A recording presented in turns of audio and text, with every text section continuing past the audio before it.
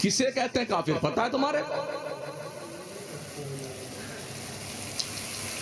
وہ ملائن اربعہ جن 4 مولویوں پر امام اہل سنت سرکار اعلی حضرت نے ان کے عقائد کفریہ قطعیہ کی بنیاد پر اور حرمین طیبین کے علماء نے مل کر کے جس پر کفر کے فتوے لگائے ہیں وہی کافر ہیں۔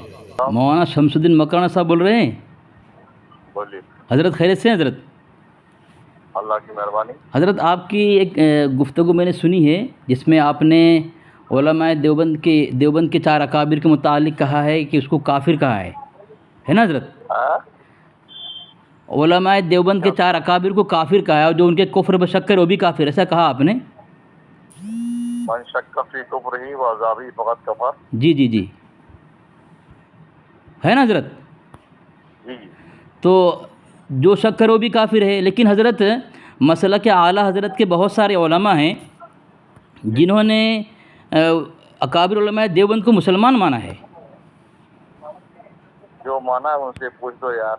جس طرح حضرت تمہید ایمان کے اندر یہ اعلیٰ حضرت صاحب نے صفحہ نمبر 132 پہ لکھا ہے کہ امام الطائفہ اسماعیل دہلوی کے کفر پر بھی ہم حکم نہیں کرتے کہ ہمیں ہمارے نبی صلی اللہ علیہ وسلم نے اہل لا الہ الا اللہ کی تکفیر سے منع فرمایا ہے۔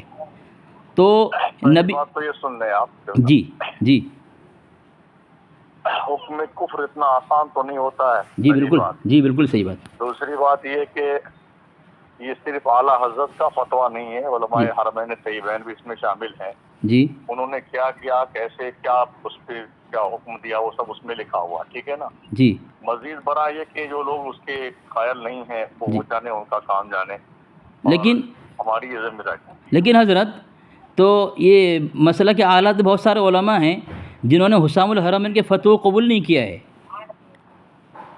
تو وہی تو میں کہہ رہا ہوں یار، آپ سے ان سے پوچھیے، ختم بات ہوئی۔ لیکن حضرت وہ لوگ تو انتقال کر گئے، دنیا چھوڑ گئے، ان سے کون پوچھے؟ اب تو آپ ذمہ دار ہیں، جس طرح آپ کہتے ہیں آپ جائیے، آپ بڑے۔ ان کی خبروں پہ پوچھیے آپ نے کیوں ایسا کیا۔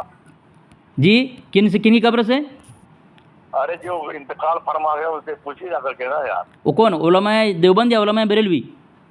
کن کو پوچھیں؟ آپ پوچھنا کیا چاہتے ہیں بتا دیں میں آپ۔ میں کہنا چاہتا ہوں کہ حضرت جب آپس میں ایک مسلک کے علماء کے اندر کسی مسئلہ میں اختلاف ہو تو اس پر حتمی فیصلہ نہیں کر سکتے۔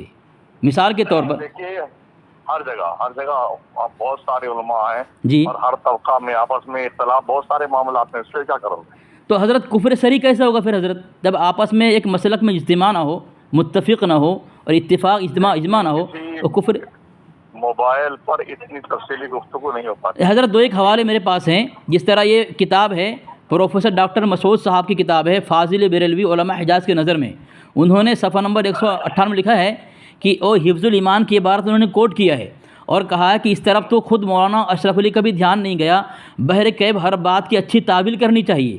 تو لیکن حضرت آپ تو عالم ہیں، مفتی صاحب بھی ہیں، تو بتائیں صحیح کفر پر تو کوئی تعویل نہیں ہے اور یہاں تعویل کے نکل کہہ رہے ہیں، تو پھر کفر کیسا ہوگا حضرت؟ دوسری بات حضرت یہ مہر منیر ہے، اس میں مہر علی صاحب، سید پیر مہر علی صاحب، جن کو جال حق کے اندر احمد یار خان نعیمی صاحب نے معتبر مانا ہے، انہوں نے خود لکھا ہے صفحہ نمبر 268 کے اندر کہ مولوی اشرف علی صاحب تھانوی جو ہر مسئلہ کو خالص شرعی نقطہ نظر سے دیکھنے کے عادی تھے، یعنی جن کے متعلق ہم مان رہے ہیں، جن کو بریلوی بھی معتبر مانتے، وہ عالم کہہ رہے ہیں کہ مولوی اشرف علی تھانوی کی ہر عبارت خالص شرعی نقطہ نظر کے مطابق تھا، تو حضرت پھر ان کی عبارت میں گستاخی کیسے ہو سکتی ہے جن کی عبارت شرعی حیثیت خالص شرعی نقطہ نظر کے مطابق ہو؟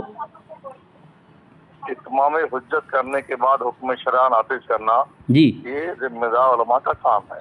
انہیں اتمام حجت کیا، ہاں خطوط لکھے، ساری باتیں کریں، جی، جب اس کا تشفی بخش جواب نہیں آیا تو حکم شرع جو انہوں نے نافذ کیا۔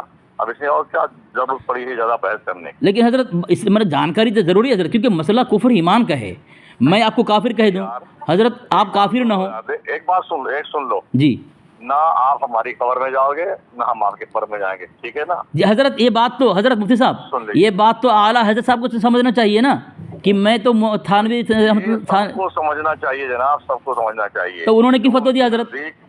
ارے پھر والی بات جو جب ان کے نزدیک یہ بات متحقق ہوئی تو انہوں نے لکھا، ختم بات ہوئی. لیکن حضرت جب ان کے سامنے پلیتا بنا رہے آپ. نہیں حضرت، جس طرح آپ نے کہا ان کے کفر پہ شک کرو بھی کافر ہے، تو حضرت اتنے سارے علماء نے ان کو مسلمان مانا ہے اور تعویل کی گنجائش پیش کی ہے.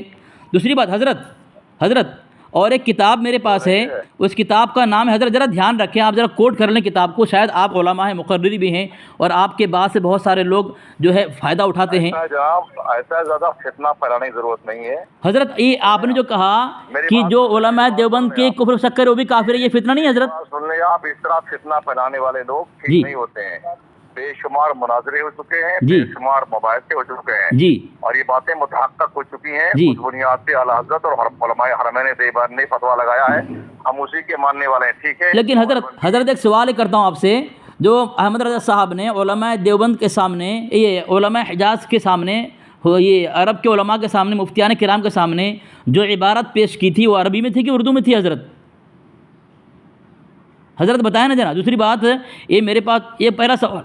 دوسرا سوال یہ ہے کہ آپ کے اعلیٰ حضرت کا فتویٰ ہمارے نزدیک معتبر نہیں ہے، وہ کچرے کے ڈبے میں پھینکنے کے لائق ہے.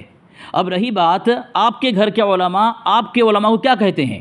یہ میرے پاس کتاب ہے، نئے کچھوی مذہب سے انوکھے نور کی برسات، لیکن اس کے مصنف ہیں حضرت مولانا سید محمد حسینی اشرفی مصباحی، سجادہ نشین آستانہ عالیہ شمسیہ اشرفیہ رائچور. انہوں نے اس کتاب کے صفحہ نمبر 12 پہ لکھا ہے کہ ریحان رضا خان سے چند سوالات اس پوسٹر میں لکھا ہے. آپ نے اپنے بھائیے سے کہا ہے کہ آپ نے مفتی اعظم کے 40ویں کے موقع پر اور 29 شعبان کو رضا مسجد میں مغرب کے وقت جب مسجد بھر رہی تھی مجھے کافر کہا ہے.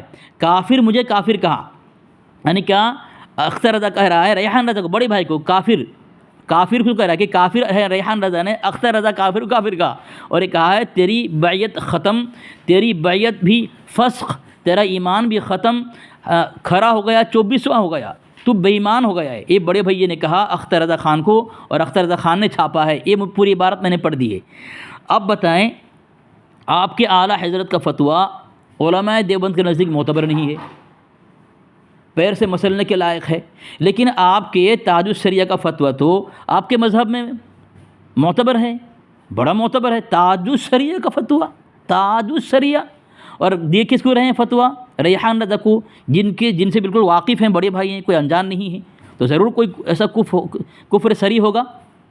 تو اب بتائیں آپ کے ریحان رضا کا فتویٰ آپ کے تاج الشریعہ کے لیے معتبر ہے، اور آپ کے تاج الشریعہ کا فتویٰ بھی آپ کے نزدیک معتبر، تو دونوں میں حضرت کافر کون ہوگا؟ اسی صفحے میں اللہ کے نبی علیہ السلام کی حدیث انہوں نے کوٹ کی ہے. حدیث شریف میں آیا ہے، لکھا ہے جب کوئی مسلمان کسی کو کافر کہتا ہے تو دونوں میں سے کوئی یہ کافر ہو جاتا ہے.